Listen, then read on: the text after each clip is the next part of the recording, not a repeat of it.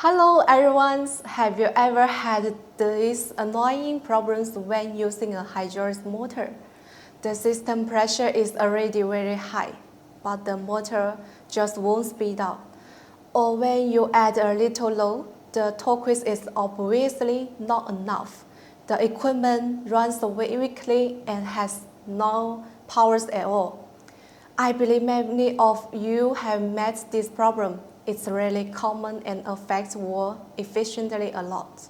Today, let's talk about why the motor speed and torque are not up to standard. There are 5 main reasons. The first one, unreasonable pressure and flow setting. If the pressure regulating valve is set too low, the hydraulic pump doesn't supply enough flow, or the flow control valve is open too small. The motor can't get enough hydraulic power from the start, so the speed can't rise and the torque is not enough. Second, problems with the hydraulic oil. Poor oil quality, serial contaminations, or oil temperature too high will make the oil viscosity drop sharply. The transmission efficiencies become poor. The internal resistance of the motor increases, and both speed and torque drop obviously. 3. Pipeline blockage or leakage. Blocked pipes of letter or leak at joints and seal will cause a lot of hydraulic power loss on the way. The motor doesn't get enough actual pressure and flow.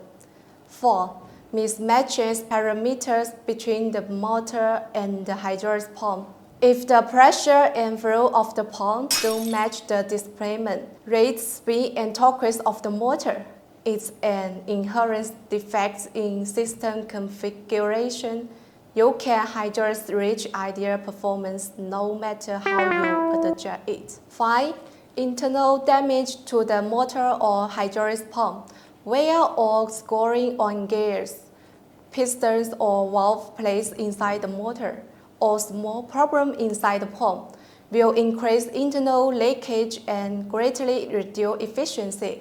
That's why the motor runs slowly and weakly. Hope this helps you find the problem quickly.